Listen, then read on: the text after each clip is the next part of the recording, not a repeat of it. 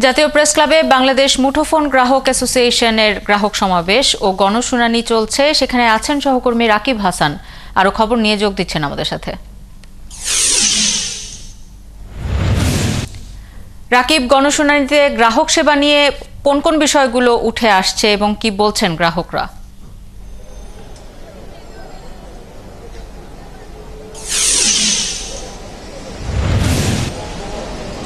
ধন্যবাদ শাওন। আপনার সঙ্গে যুক্ত হওয়ার মিনিট পাঁচেক আগেই আয়োজনটি শেষ হলো এবং আপনি জানেন যে আসলে বিটিআরসির হিসেবে প্রায় 20 কোটির মতো গ্রাহক আমাদের রয়েছে, মুঠোফোন গ্রাহক, এবং নানা অভিযোগ তাদের রয়েছে। কেউ হয়তো বলতে চাচ্ছে যে দুর্বল নেটওয়ার্কের শিকার হচ্ছেন, কেউ বলছেন যে ইন্টারনেটের প্যাকেজের অনেক দাম, কারোর মধ্যে রিচার্জ করলে নানা জানার জটিলতায় কোনো এক জায়গা থেকে হয়তো টাকা কেটে নিচ্ছে, তারা বুঝতে পারছেন না যে রিচার্জ করছেন, কল করছেন না, কিন্তু মোবাইলে টাকা শেষ হয়ে আসছে। একই সঙ্গে আমাদের রাষ্ট্রীয় যে মোবাইল অপারেটর আছে টেলিটক, সেই টেলিটকও কিন্তু দিন দিন দুর্বল হয়ে পড়ছে এবং ইন্টারনেটকে শক্তিশালী একটি মৌলিক মানবাধিকার হিসেবে ঘোষণা দেওয়ার যে দাবিটা ছিল, কারণ বিভিন্ন সময় আন্দোলন হলে দেখা যায় যে ইন্টারনেটের উপরেই চাপটা তৈরি হয়, সেটা বন্ধ করে দেওয়া হয়। কাজে মৌলিক অধিকার থেকে মানুষ বঞ্চিত হচ্ছে, কারণ দিন শেষে এটা মৌলিক অধিকারের জায়গায় পৌঁছে গেছে। সেই সমস্ত জায়গা থেকে কিন্তু বছরের পর বছর ধরে অভিযোগ ছিল, প্রায় টানা 15 বছর ধরে সেই অভিযোগের স্তর জমা পড়েছিল, কিন্তু সেগুলো আসলে কোনো সমাধান হচ্ছিল না। তো সেই জায়গা থেকে আসলে বাংলাদেশ মুঠোফোন গ্রাহক অ্যাসোসিয়েশন একটি গণশুনানি এবং গ্রাহকের যে মতামত, সেই মতামত প্রকাশের একটা সুযোগ ছিল এবং ঘন্টা দুয়েকে আয়োজন চলেছে এবং যে কোনো গ্রাহক আসলে কোনো রকম রেজিস্ট্রেশন ছাড়াই এখানে কথা বলার, অভিযোগ জানানোর সুযোগ পেয়েছেন। অনেকের অনেক ধরনের অভিযোগ এসেছে এবং এখানে অনেকেই ছিলেন যারা আসলে সেই জায়গা থেকে ব্যাখ্যাগুলো দেওয়া কিংবা সরকারের মহলে পৌঁছে দেওয়ার কথাও বলেছেন।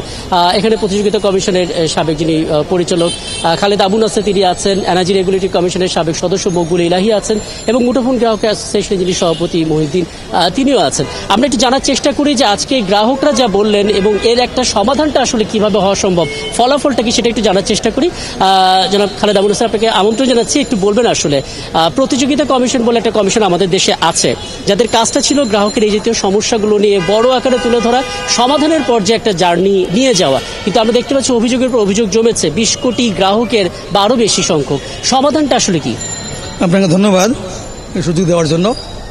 এখানে টেলিরেগুলেটরি অথরিটিটা মূলত কাজটা হয়েছে তাদের, বিটিআরসির কাজ। বিটিআরসি যখন আইন করবে, আইন প্রণয়ন করবে, তার পরবর্তীতে যে পণ্য এবং সেবা যেটা দেওয়ার কথা, সে পণ্য এবং সেবা ন্যায্য মূল্যে ভালো কোয়ালিটির সম্পন্ন সেবা পাবে কিনা, এই বিষয়টা কম্পিটিশন কমিশন দেখবে।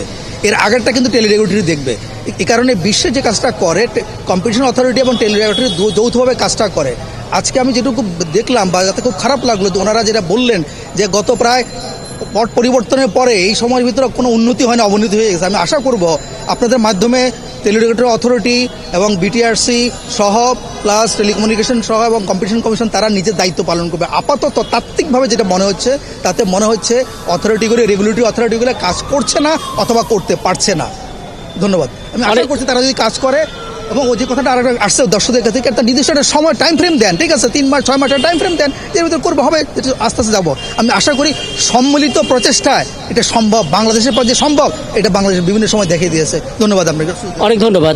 একটা বিষয় কিন্তু এই আলোচনায় বারবার উঠে এসেছে, সেটি হচ্ছে যে ছাত্র জনতার আন্দোলনের মাধ্যমে এই যে নতুন বাংলাদেশটা পাওয়া গেল, সেই বাংলাদেশের জন্য বিটিআরসি, একই সঙ্গে মন্ত্রণালয় এবং একই সঙ্গে যারা আসলে মোবাইল অপারেটররা আছেন, যারা সেবাটা দিচ্ছেন, সকল মহলের যেন একটা জবাব দিতে জায়গাটা থাকে এবং প্রত্যেকে যেন তাদের অভিযোগগুলো জানাতে পারে এবং সমাধান নিয়ে ফিরতে পারে।